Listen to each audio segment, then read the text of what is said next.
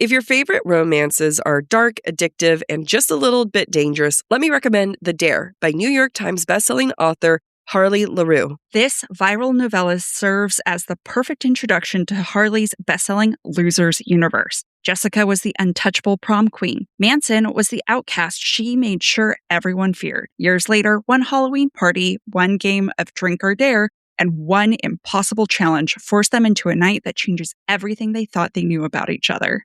If you love bully romances, enemies to lover tension, morally complicated characters, queer representation, and stories that aren't afraid to explore the darker side of desire and devotion, this one's for you. This gorgeous new edition also includes a full gold foil cover and an exclusive bonus novella, Ghosted, available in print for the very first time. Fun fact, The Dare became infamous after Amazon temporarily banned it for being too sexy, helping cement Harley LaRue as one of dark romance's most talked about voices. The Dare by Harley LaRue, available now wherever books are sold. People keep asking what's the next book they need to read, and the answer is very simple. It's Storm of Secrets and Sorrow by Melissa K. Rorick. In a world created for the descendants of gods, where the Fae are born to serve, a woman bound to the air of death fights fate and desire. Storm of Secrets and Sorrow is book 2 of the best-selling book talk sensation, a contemporary dark romantasy legacy series for fans of Sarah J. Maas, Kaylee Smith, and Rebecca Yarros. The second I knew that this book had me was when I realized it had gods, dragons, shifters, vampires, and witches. It has it all for you. It even has my favorite tropes like morally great characters, meddling gods, forced proximity, touch her or him and die, one bed, one horse, he falls first, enemies with benefits, like you can't go wrong. And everyone knows that it is fantastic because the first book was independently published back in 2023, and the series was a #1 Amazon bestseller with nearly 40,000 Goodread reviews and 16,000 Amazon reviews as of 2025. So you know it's grown even more. And when it was published traditionally, it was an instant New York Times bestseller. Make sure you get your copy today of Storms of Secrets and Sorrow. It has an incredible deluxe special edition with stenciled edges, a beautiful foil-stamped hardcover, exclusive design with illustrated end papers, and full-color character art. You can find Storm of Secrets and Sorrow by Melissa K. Rorick wherever books are sold in print and in ebook. I recently discovered 11 Reader because a fun fact about me that a lot of people don't know is that I have a reading disability. I have always struggled with reading and concentration, and when it comes to things like PDFs or things that I really need to focus on, 11 Reader has really come in handy. The fact that I can upload my own content, I have so many business memos I have to read every day. And then it reads it to you, and you get to choose the voice that reads it to you. You get to have a British accent reading those documents to you. And I just retain so much more. I really love the voices. Having a British accent whisper sweet nothings about legal documents to me keeps me going. Start free with 10 hours of your own content per month. And that's essentially a 400-page book turned into audio for free. Upgrade to Ultra for $11 a month and unlock unlimited uploads plus 20 hours of premium audiobooks every month. No credits, no commitments. It's really the ultimate listening app when you can't get enough.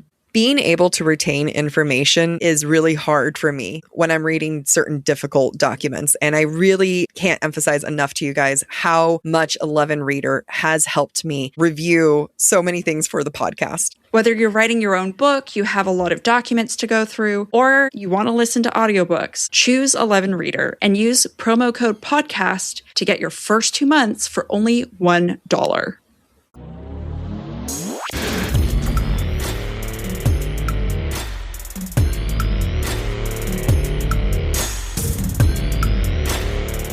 Hey there, we're Book Talk for Book Talk with Jack and Amy, your book besties who take the novels you love seriously.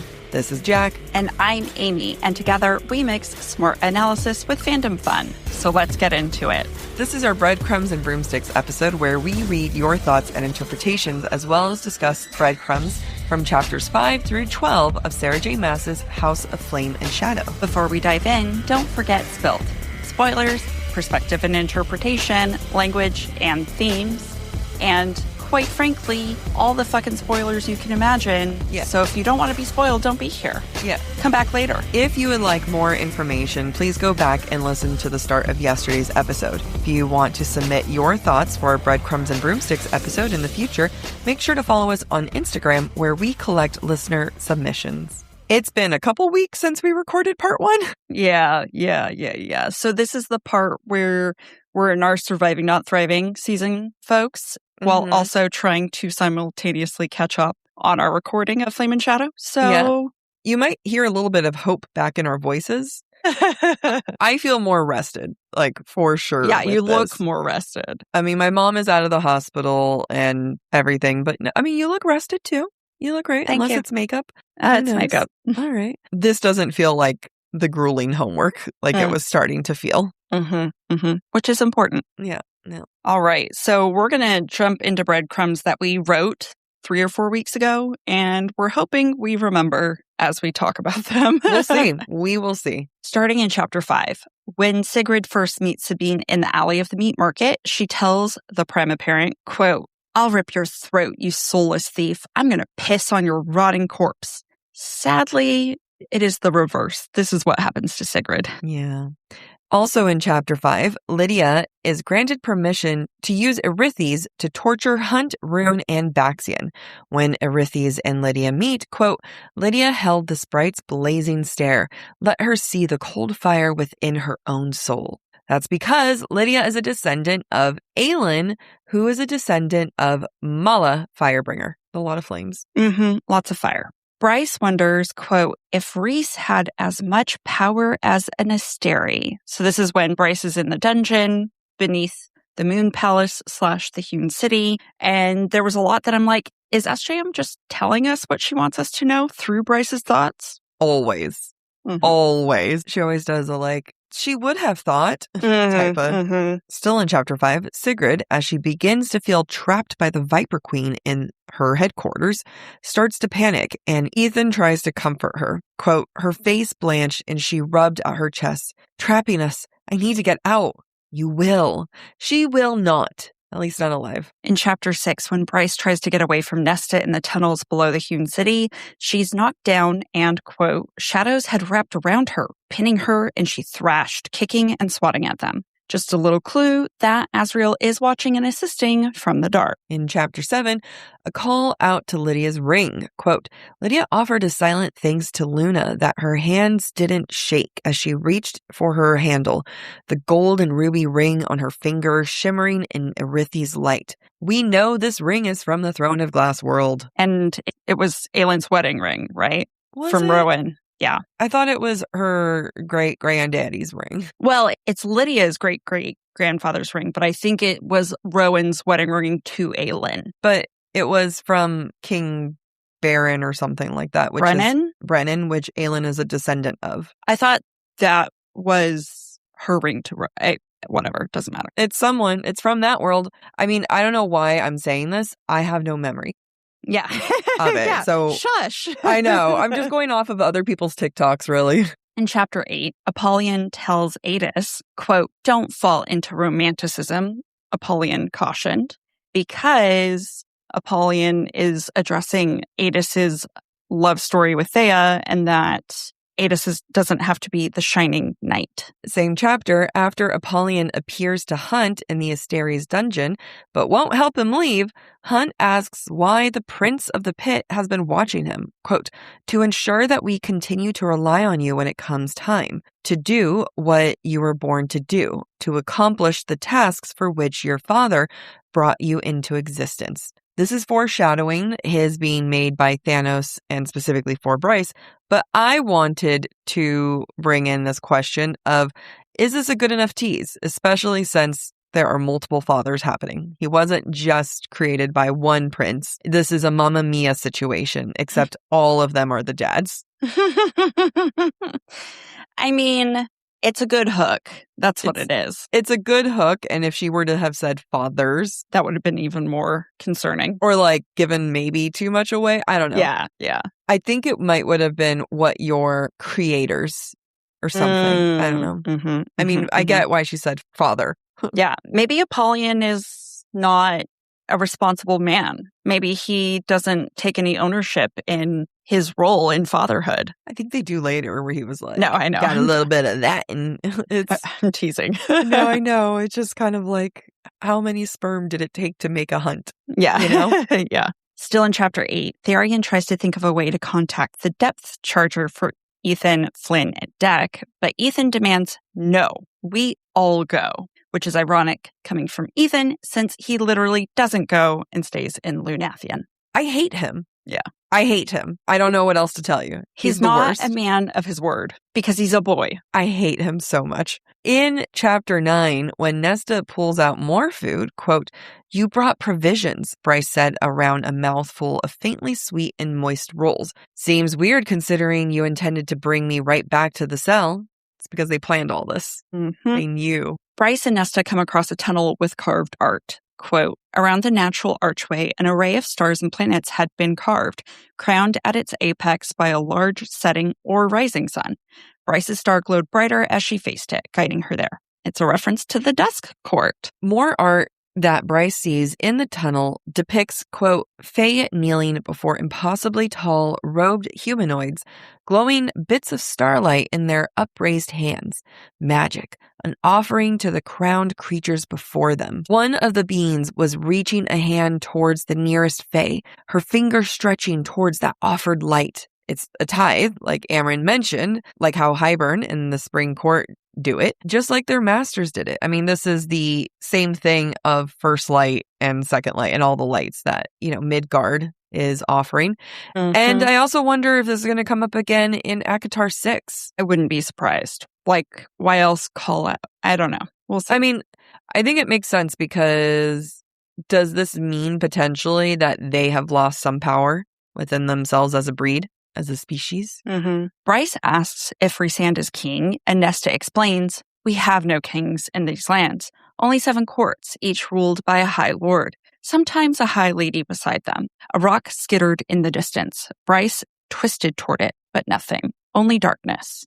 Is this potentially High King foreshadowing? And also definitely a clue that Azriel's around again, probably telling Nesta to stop yapping. I was going to say for a second that I'd be annoyed if the High King happened in the next book, but at the same time, I do trust SJM entirely to take us on a crazy journey that I'd be on board with. So before I get, I hope there's no High King, which I've said before. Mm-hmm. I'm actually on board with whatever the hell she decides to give us. I trust her vision. In Chapter 10, while trying to convince Ruhn's friends to help her liberate Ruhn and Hunt from the Asteri's dungeons, Lidia, quote, turned to Tharian and he withstood her blazing look. More hints to her fire magic and connections to Aelin's line. When Lidia bargains for information from the fire sprites about their queen, they get mad when Lidia doesn't give them the information they want. She tells them, quote, "You should have bargained better if you wanted to know more." Like, that is the most Aelin comment on the planet. She gets it from her grandma. Oh, yeah. In Chapter 11, Bryce examines the art even more so in the tunnels and sees, quote, one relief that had been so similar to the frieze of the Fae male forging the sword at the Crescent City Ballet. That's from Hosab, that Bryce had nearly gasped. This also comes up in ACOTAR again. What if it's an alias? And if it's him forging Gwydion and Truth Teller because he looks like Hunt and was the third Fae with Finn and Thea to defeat the Asteri. Why does Hunt look like him? Here's the other question. If Hunt was made, how much of his looks actually take after his mom, and how much was it the princes making him look that way? Don't know. And if it is the princes making him look that way, then they would have known what's his face, an alias, which some people also think is the first Illyrian that made it to Ramiel, who disappeared. Like any good High Lord, we have responsibilities. A quick break. I am trying to hit 10,000 steps a day and look cute and not have my back absolutely destroy me. And honestly, there's only one solution to this. And that solution is Vionic shoes. I wear them every day to work so that I can walk on my walk pad looking professional, but the shoes also not look frumpy. I mean, at this point, which Vionics do we not have? I am obsessed with my Walk Slim slide sneakers. I can walk forever in them. And then if I'm like, you know what? I'm not vibing a sneaker. Boom. I can hop over to my Amelita Mary Jane flats and suddenly I'm like this timeless, cool girl fashion icon. I get so many compliments on my City Walk sneakers from all age groups. And genuinely, they are so cute and they're made with real suede. The reason why we are so obsessed with our Vionics is because of Vionics' exclusive biomotion technology, and that's really what sets them apart. They began by revolutionizing medical orthotics. Today, they continue to use that science to engineer shoes that leave you feeling energized and confident all day. They even offer a 30-day guarantee. Wear them, love them, or return them for a full refund within 30 days. I guarantee you'll know instantly that these are the shoes for you. Use code BOOKTALK, that's BOOKTALK, BOOKTALK, at checkout for 15% off your entire order at VionicShoes.com when you log into your account. It's a one-time use only. Vionic shoes, wearable well-being for your feet. In those same paintings, there is always a, quote, lower half of the carving, which depicted a hellscape beneath their thrones, some kind of underworld, which is foreshadowing the Asteri beneath their feet in the prison. Is it? No, hear me out. I know yes, but potential no. Because the Asteri weren't in the prison. They were below everything else underneath it. Right. So it was below their feet. Yeah. But they wouldn't be depicting it's where the Asteri were I'm on board. Whatever. I'm fine. In chapter 12, when Bryce looks at Azriel, who possesses both the Star Sword and Truth Teller, quote, her ears hollowed out for a moment, a dull thump sounding once, and her hands spasmed, seemingly tugged towards those blades. Azriel's wings twitched at the same moment, and he rolled his shoulders like he was shaking off some phantom touch. Bryce's proximity to the blades and the blades' proximity to each other are a clue for how they are to be used in tandem. Also, the fact that Azriel feels it too, maybe that means he's got a little bit of that Starborn blood in him. I still think we're going to get more information of his lineage in the upcoming books. Again, if it's a little bit more focused on Azriel and Elaine's story, then... Or just Azriel. I mean, it doesn't have to be his romance, right? No. I responded to a comment the other day, and I was just saying, like, the end of this book sets up the next one so much to be Nesta. Mm-hmm. Not that it's impossible for SJM to have other characters, but it would just be interesting to... How does Azriel's story fit in tandem with Nesta's? Do you know what I mean? Like, right. She's really good about not mixing up stories, like the way that it is in Throne of Glass or Crescent City. I think that's a really good point. I think that as much as Flame and Shadow sets up Nesta to be the protagonist of the next book, it also sets up Azriel as a companion on all of her adventures. Yeah. And so there is going to be, if not crossover in their stories will be happening side by side. Kind of like how in Wings and Ruin, it was Rhys and Feyre's story, but Nesta and Cassian were still kind of happening on the side. I think if we were to get more of Azriel's lineage, it needs to be in his point of view versus like just happens to be happening on the side.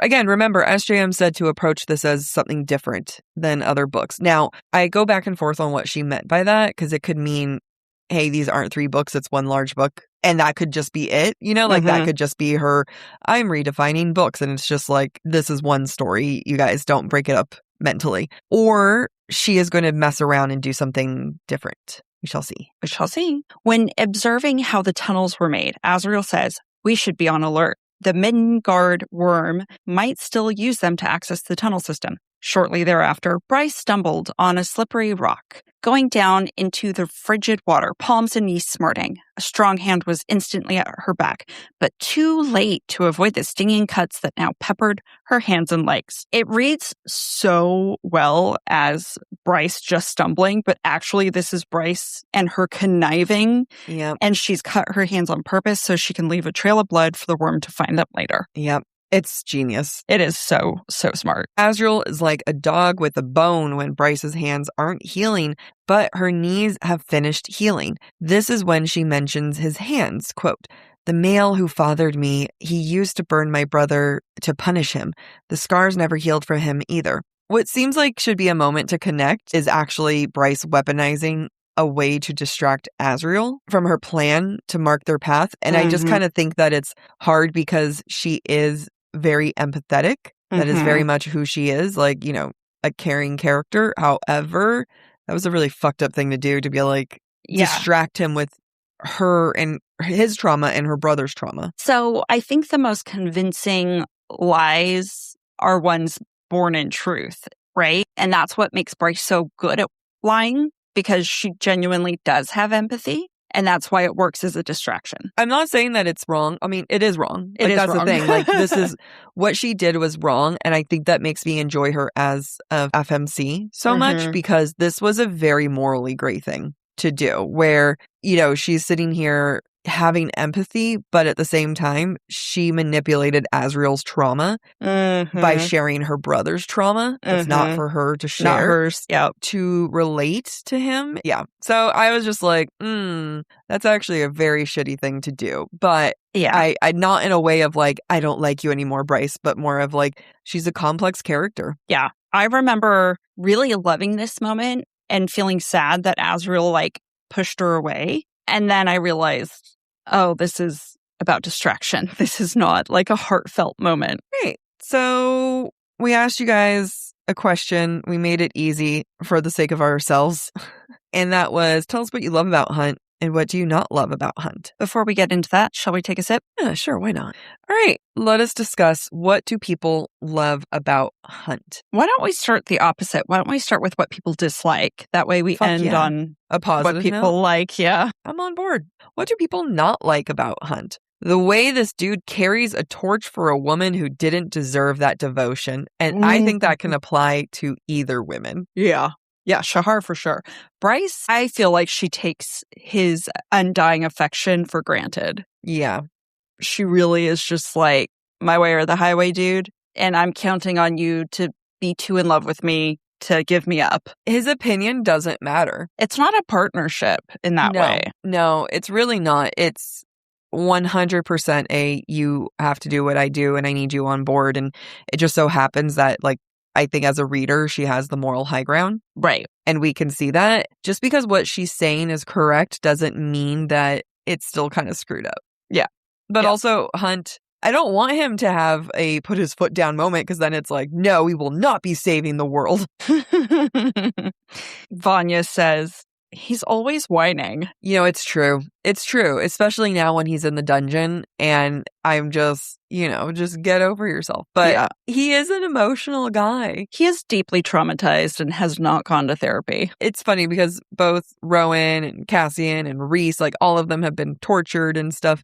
But there's just something about Hunt that's just softer. You know? I think it's because in that world, not everyone's tortured versus, dungeons galore everywhere else. Yeah, it's true. Jay says he's arrogant as fuck, but does it make him hotter to me? Yes. Therapy? Also yes.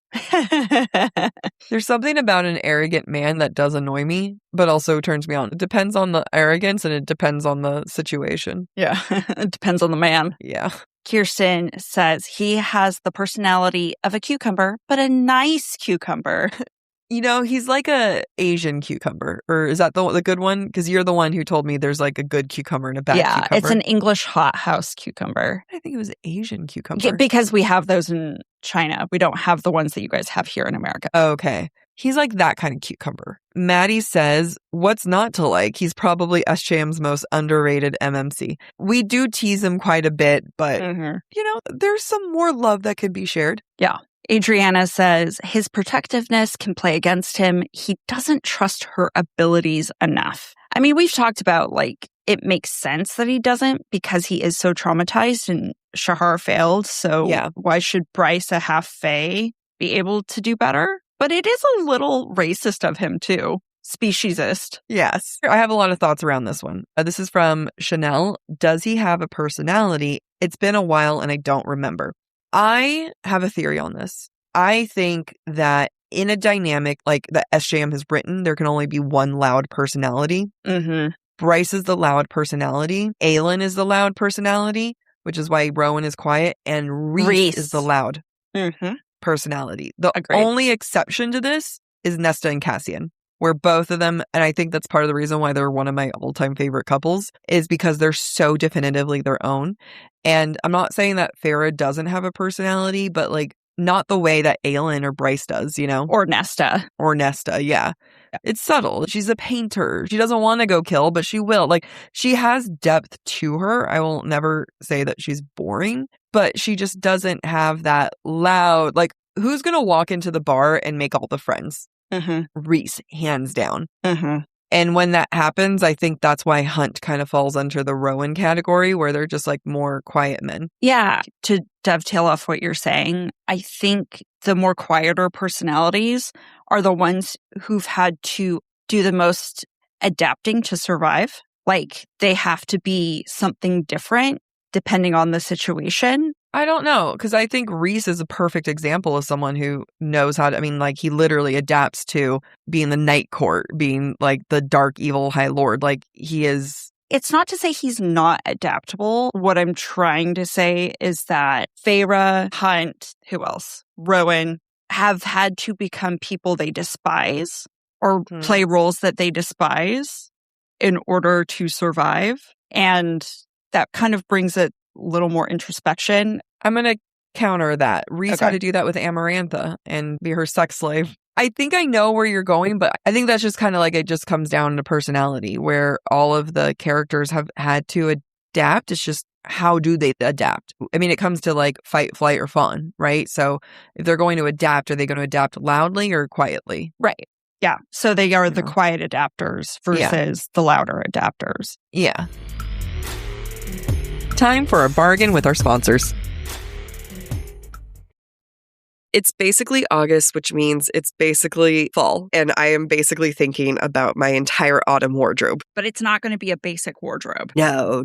It's going to have absolute amazing classic staples from Quince that's going to have ultra soft organic cotton, premium cashmere sweaters. It's a whole vision I have for myself. The best thing about Quince is you can get those timeless staples at 50 to 80% less than similar brands. Quince also has, get ready for this, premium stretch denim starting at just $50. I mean, I'm telling you guys, like, it's the perfect fit. It has structure to it, and it also has exactly what you would expect from a luxury designer brand, but it's only $50. And they're so affordable because they work directly with ethical factories and cut out middlemen. So basically, you're paying for quality, not brand markup. And it's not just apparel. Quince also brings that same everyday elevation to everything they offer, from hotel quality bedding and bath to kitchen staples and thoughtfully designed furniture. Upgrade your everyday. Download the Quince app for app-exclusive offers or go to quince.com/booktalk. Get free shipping on your order and 365-day returns. Now available in Canada and the UK too. That's QUINCE.com/booktalk. BOOKTALK. There will be absolutely no gatekeeping here. We need to tell you about Rebel, the one place where you can get some incredible brand names for up to 70% off. The thing about Rebel is you don't have to choose between the brand you want versus the price you want. You get both. It isn't a knockoff. It's a real product just priced the way it actually should be. Rebel offers so many incredible products that I have spent the last, I'd say, 20 minutes just scrolling, knowing that I can shop from brands like Ninja, KitchenAid, and even Drybar. My hair is going to look good. The most important thing is it's not a static sale. There are new finds dropping constantly. And once the inventory's out, it's out. You got to get on it, people. Your next favorite find is waiting at FromRebel.com. That's FROMREBEL.com. Top brands in home, baby, and outdoor. Up to 70% off. Go check it out before it's gone. This listener regarding what she doesn't like about Hunt, how he doesn't call Bryce out on her shit in the second and third book. He tries to call her out. I think he does. I just don't think he wins. I feel like he's bullied into accepting her way because he's like, I love her and I don't want to cause strife. I've had enough strife in my life. So I'm just going to give in. He just really gives in. However, Kenny says, I'm on Bryce's side. His unwillingness to challenge corruption is annoying. So yeah, he gives in. But again, like you kind of have to give in because otherwise what you're supporting is genocide. You know what I mean? Like, right. I mean, not genocide, enslavement forever, perpetual. So it's like he doesn't have a leg to stand on when it comes to this stuff, right? Like you don't get to be like, look, baby, we can just let everyone else die. Yeah. Aaron said something similar. It felt like he became Bryce's yes man and had no personality in book 3. And I think it's hard to have personality when you know it's morally the right thing to do, even though you don't want to do it. I also think it's hard to have personality when you've been tortured for days and you are convinced. Like you have to think about Hunt's story doesn't begin in the beginning of the story because he is in the dungeon. Nothing has changed. He is perpetually tortured. His story doesn't begin until he's out and that he's kind of like stuck and scared and traumatized. And he just got out of a situation that he thought he was going to die in. Suddenly Bryce is back and, you know, everything that he thought he lost within like 24 hours, he has back. Yeah, I think he's been forced into a really dark place that it took him 100 years. I don't remember how long he's been out of the Asteri dungeons. Let's say hypothetically 100, 150 years to get over, and he still wasn't over it. And he's now reliving that. I don't want to be calling Hunt soft, but I just like, it's hard not to compare the men of this Midgard world to like the men in the other worlds. And again, this comes from like not the nicest of places. I understand that. But in book 1, Hunt was crying and upset in the shower because he had to torture someone. You know? Torture is your average Tuesday for Azrael. Right. Farah was pregnant watching someone be tortured. And it wasn't until they were done that she goes, I don't think we should do that anymore. Yeah. But for 10 minutes, a pregnant pharaoh was watching a man be like ripped to shreds by Azrael. And then she was like, no, I don't think so. That didn't even make her morning sick. That didn't even make her nauseous. Yeah. She just was like, we should be better, she says 10 minutes later. Yeah. Yeah, like, it's so true. Right. So I just feel like, you know, to your point of it's been 100 years out and you still can't torture someone. Again, I'm not saying that like I would be any better, but when you have Azrael who celebrates his dirty hands in a way and is also like, let me torture more people. Let me get it out of them. Like I can do it. Put me in, coach. And again, I'm not saying Azrael has the healthiest mindset here, but the creatures, the Fae of this world are soft creatures in comparison to SJM's other worlds. And I think that it shows the most in Hunt. Yeah. And there's nuance, right? Because Hunt was doing something for someone against his will versus Azrael doing it for the greater good, right? Or what he believes is the greater good. So there's like a morality nuance. However, I completely agree with you. And it's almost like, in some ways, how the males of Crescent City react kind of convey the complicity of us as a society with just accepting how things are instead of rising to the occasion and trying to fight back, versus the Fae of Prythian or, you know, Aurelia with Aelin being like, no, I have a moral duty to do this. I'm going to jump in before I can hear the comments being written. So when it comes to like Rhys and Rowan, Rhys also killed innocents underneath the mountain, right? In order to protect the Night Court, he protected Valaris and everything like to do with just them, saying fuck it to the rest of the Night Court. Right? Like he just was like, this is the one city. He made a call. He killed people under the mountain in order to save his people. He manipulated. He did whatever he needed to do. And yes, at one point he breaks down and Farah sees him dreaming and everything and all of that, right? It never stops him from having to continue to make the hard choices, right? Like it's just unfortunately part of his thing and he has to keep going. And that's after he was like a couple hundred years before where he was tortured during like the original war, right? Right. And then you have Rowan who does whatever Maeve tells him to do. Like he went, got Aelin, didn't let her shower and was a total dick to her. All these things, like yes, the other boys have gone through it and I don't want to be harsh on Hunt. But that Midgard world is just a little softer. You can't not be softer when you have phones. Yeah. And delivery. Don't our grandparents all say it to us anyway? Back in my day. Yeah. And I get it. Yeah. Back in my day, I had to do like citations for my essays, and now Gen Z doesn't have to do it. Back in my day, we had to like go and put it in. It wasn't until the end of college. It wasn't until my master's degree was there finally a website that you could just drop it in, and then they made it for you. That was the best day ever. But I mean, like, they can't even write a paragraph now. Yeah. Back in our day, we had to write multiple pages. And back in my mother's day, they had to write multiple pages walking uphill backwards in cursive. Well, they had to write it on a typewriter. I mean, I don't know if like that was your mom's age, but like, you know, but like, or you didn't have Word documents correcting your spelling. You know what I mean? Like, yeah. You had to let your typos shine. Actually, what year did your mom graduate high school? 83. No, she had typewriters. Yeah. She had to write it on a typewriter. Wow. Well, I don't know. She lived in Texas, so who knows what they required. Well, I mean, like, what did they do? Did they have I don't know. Versus what? Like handwriting. Handwriting, yes. Yeah, that's fair. I was like, what computer are they using? No, handwriting. Yeah. Madeline says, does he resent other characters as much as Bryce based on preconceived assumptions? If not, is he inconsistent for the sake of being her slow burn love interest? What a great question. Yeah. And so I'm choosing to interpret that as he has some slight resentment towards Bryce, or Bryce has resentment. I think he had resentment for her because he's because she was the party girl and everything. And he judged her right off the bat before anyone else, right? The only one he also judged significantly was Danica, and she was dead.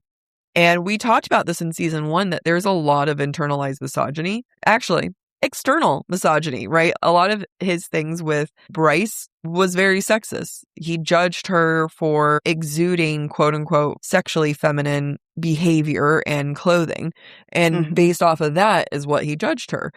And, you know, I think that out of all of our MMCs, he's the only one to judge off of gender norms. Now, all of the other MMCs have judged, maybe not Reese. Reese is like, I love you.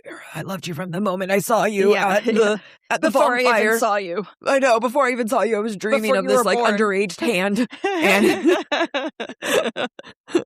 But I think like, and Rowan judged the shit out of Aelin, but it was never based off of gender stereotypes. Yeah. It was like, for Rowan, it might have been speciest. Yeah.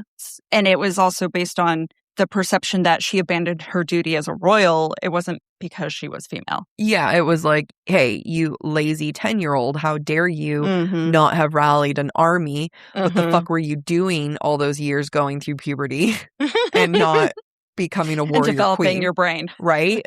And then I'm only going to forgive you because you happen to be a slave for a year versus like, you know, being a child. One more from Claudia before we move to likes. He talks like a Gen Z male, which is fucking bullshit when he's 200 plus years old. So funny. That's hilarious. He's just a boy. He's just a boy. Yeah, he's like, what is he supposed to do? I'm just a guy. I'm just a guy. I like music and culture. I'm just a guy. Words overheard in New York. Yeah. If we haven't referenced it yet before. Yeah. We saw a guy walking and he was on the phone and goes, I'm just a guy. I like music and culture. Okay, sir. Okay. So what do people love about Hunt? Miss Northcutt, hey, says maybe it was just the backwards baseball cap. He seems like, quote, just a guy, which is refreshing. You know what's funny is that my gym crush always wears a backwards baseball cap. And it does nothing to me. I'm not like, ooh, you're hot with it.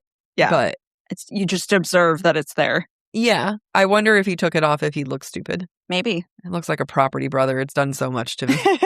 Amy's the one who called it out that he looks like a property brother. And now I'm like, no. Speaking of which, the guy who you think looks like Cassian at the gym, I completely agree. Yeah. I also felt like he looked like a 6'2" muscular Benny Blanco. Okay. Yeah. I'm into him too. No, not Benny Blanco. I thought Bad Bunny. No, Benny Blanco. No. But doesn't he? With the hair. No. Yes. No. Yes. No. I hope we see him again so I can point it out. His face looks nothing like Benny Blanco. He's got the vibes. No, he doesn't. Yes, he looks he like does. he showers. The spring court's giving me sniffles. We'll be right back.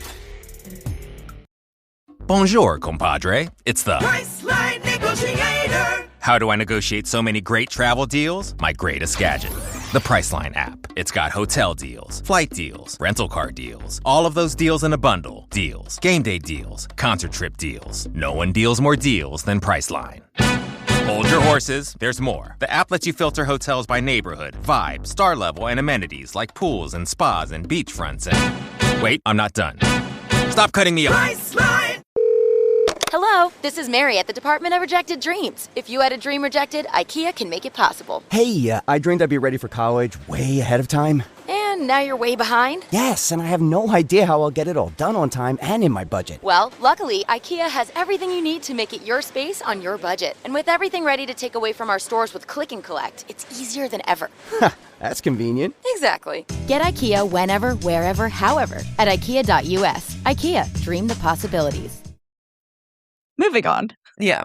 All right. What do folks like about Hunt? I don't have evidence to support this, but in my head, he is the hottest MMC. Amy has You okay? nothing to go No. after. I was just making sure you were okay. I was slightly choking on my own spit, but I am better now. Okay. I get don't it. know. I mean, Rowan does nothing for me. And I usually like the white blonde boys. Hunt, yeah, I can see, I don't know, but I do think Hunt is the most attractive, even compared to Reese, probably because there's less fan art of Hunt that I've looked at, and therefore I can imagine more, whereas I've seen too much fan art of Reese, and I Yeah. don't always agree with it. Yeah, I agree with that. I think Azrael. Is he an MMC? You know what? That's fair. Technically, no. Play I was this about to game. trigger you. That was, you know what? I take it back. Baxian. But he's not an MMC. Bad Aptitude says Bryce is our quote curviest SJM FMC, and I love that Hunt loves it. I agree. yes. I agree. It is nice to see him appreciate her curves and her feet. Absolutely. Representation. What is he representing? Men with foot fetishes? As someone this weekend who had to deny her own foot fetishes. You don't have one, but you had to deny it a couple times. I did. Sometimes things are just attractive on the person you find attractive. It doesn't matter if It's they're toe about cleavage or their ass, you know? Charlie says, I love how straightforward he is. The second a question pops into his head, he's going to ask it. Yeah. SD says, what Rowan lacked, Hunt thrived. Rowan was boring and not funny. Hunt is fucking funny. I remember thinking that Hunt was funny. I can't tell you funny moments. I don't remember it, mainly because like hundreds of books have been read since. And I remember book one, he made me laugh a couple times. Mm-hmm. Bryce is just funnier. Yeah. But their chemistry together is good. Yes. Yeah, Whereas but like Rowan and Aelin don't really have chemistry. No, not at all. Madeline says, Hunt is an unexpected softie. Love a big muscle macho who would do anything for his girl. Yeah. SD also says, Hunt is supportive, green, stable husband with a side of how does the internet work? He's got that like old man tendencies, but with that Gen Z slang. Yeah, it's endearing. Steph says his devotion to Bryce. So some people find his undying devotion attractive. I just don't find Bryce's taking advantage of him attractive. Agree. Tabitha says, most people say he has no personality, but I love his personality. He's just laid back. You know what I think about is the last chapter where he's helping Bryce work at the antiquity place. And I felt like he was funny and more laid back there. I think that he freezes in tense moments. And it just so happens that the majority of the books are tense. Maybe unlike Reese, I think what makes Hunt different from Reese, and you could say this about Rowan too, I think, is that Reese and Feyre are equally calling the shots, but Reese is still definitely like an alpha. Yeah. Whereas with Hunt and Bryce, he cedes the floor to her, kind of like how Rowan cedes it to Aelin at the end of the day. And so maybe that's why people think he doesn't have personality, because he's not trying to be the alpha all the time. Yeah, I agree. I love what you said. Reese allows Feyre to be, and I don't mean that in like a sexist way. I mean it in a way that like guys should be like okay, this person is my equal and we're going to, but Rhys doesn't have to. You know what I mean? Like, and again, he shouldn't be applauded for doing what all men should be doing.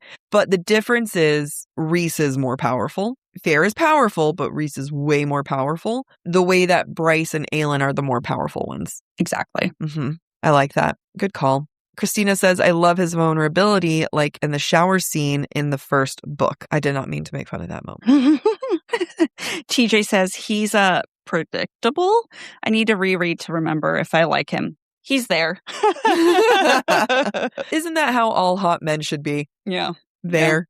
Yeah. There. Penny says, I love how it was realistic that it took him so long to warm up to love. Mm. Would it come along to warm up to love? Yeah, I think he denied, like he didn't want to admit any feelings. Yeah. Because he was so biased against Bryce to begin with. He had a hard time being like, I am attracted to her. I don't know. I think he had a hard time processing a lot of things. You know, I think about like Rowan, who talk about the most, took the longest to warm up to Aelin versus, again, Rhys, who was into underage hands. Hunt is kind of like a good medium. Yeah, he's in the middle. Hunt, I think, is the most real, like reasonable, healthy, like maybe we should take a beat. Again, unhealthy because he's judging her based off of gendered stereotypes, but like, you know, you guys get what we're trying to say. Someone else says that nothing, he's just a dumb jock. Oh, no. Poor guy. Kenny says he is such a wife boy. Oh, he is. He's going to be the stay-at-home dad. Yeah. He's going to be such a good... I mean, he thinks about kids, right? Yeah. He's the one who's just like, I just want to be... He's going to be the epitome of a single mom who works too hard, who loves her kids and never stops. Like, minus the single mom part, but... Right. You know, he will be so happy to be at his family's beck and call. Yeah. And that is a green flag. Yeah. Bryce will be running the antiquities shop by day while Hunt is taking the kids to school, making their dinner at home, getting ready for everybody to come home, walking Syrinx, making sure, all this stuff is clean and everything, and then rubbing her feet at the end of the night. Yeah. And he's going to love that. He will love every second of it. Like, that's the thing.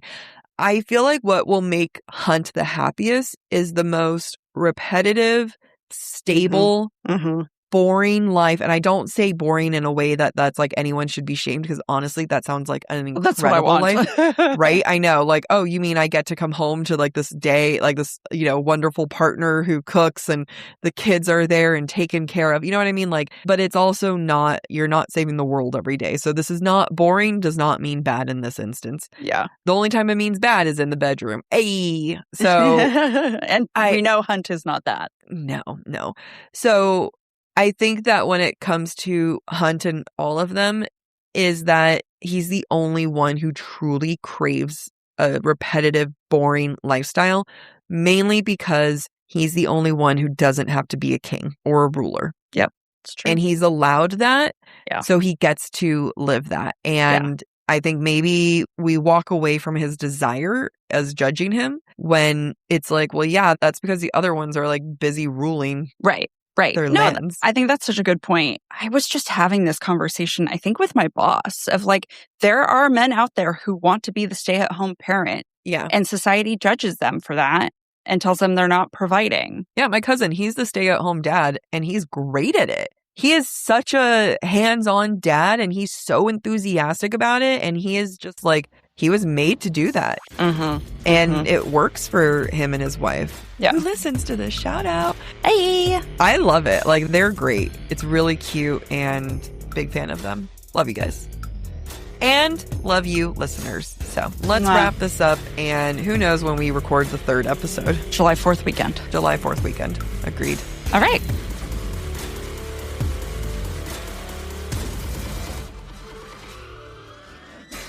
Thanks for listening to Book Talk for Book Talk with Jack and Amy. Join us next week as we dive into chapters 13 through 19 of Sarah J. Maas's House of Flame and Shadow. If you're enjoying the show, don't forget to rate, review, and subscribe on your favorite podcast platform. It really helps other readers find us. And of course, we'd love to hear what you thought of today's episode. Share your comments through our form at booktalkforbooktalk.com. We might feature your feedback in a future mini episode or in a Patreon exclusive episode. For merch and more ways to support the show, head to booktalkforbooktalk.com. You can also follow us on TikTok, Instagram, and YouTube at the handle Book Talk for Book Talk. Bye.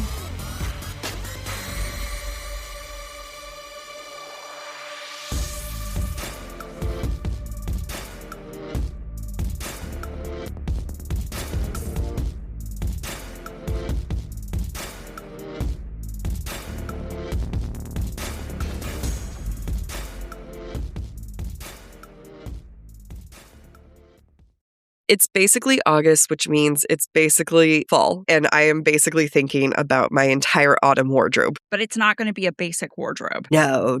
It's going to have absolute amazing classic staples from Quince that's going to have ultra soft organic cotton, premium cashmere sweaters. It's a whole vision I have for myself. The best thing about Quince is you can get those timeless staples at 50 to 80% less than similar brands. Quince also has, get ready for this, premium stretch denim starting at just $50. I mean, I'm telling you guys, like, it's the perfect fit. It has structure to it, and it also has exactly what you would expect from a luxury designer brand, but it's only $50. And they're so affordable because they work directly with ethical factories and cut out middlemen. So basically, you're paying for quality, not brand markup. And it's not just apparel. Quince also brings that same everyday elevation to everything they offer, from hotel quality bedding and bath to kitchen staples and thoughtfully designed furniture. Upgrade your everyday. Download the Quince app for app-exclusive offers or go to quince.com/booktalk. Get free shipping on your order and 365-day returns. Now available in Canada and the UK too. That's QUINCE.com/booktalk. BOOKTALK. There will be absolutely no gatekeeping here. We need to tell you about Rebel, the one place where you can get some incredible brand names for up to 70% off. The thing about Rebel is you don't have to choose between the brand you want versus the price you want. You get both. It isn't a knockoff. It's a real product just priced the way it actually should be. Rebel offers so many incredible products that I have spent the last, I'd say, 20 minutes just scrolling, knowing that I can shop from brands like Ninja, KitchenAid, and even Drybar. My hair is going to look good. The most important thing is it's not a static sale. There are new finds dropping constantly. And once the inventory's out, it's out. You got to get on it, people.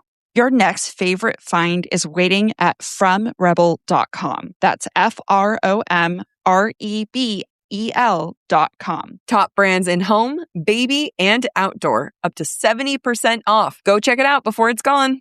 Nice to meet you. I'm Erin Sky Kelly. I'm Carrie Blakeney. And we host the podcast called Get the Hell Out of Debt. As soon as you say the word debt, I think you just scared people away. We're not scary, everybody. We're fun. We discuss relationships and life, but mostly money, in order to help you get the hell out of debt. You're going to hear from us, you're going to hear from experts, but most importantly, you're going to hear from you, people just like you who've gotten completely debt-free or become financially free simply by following a very easy system. Right here where you found this podcast, look for us, Get the Hell Out of Debt.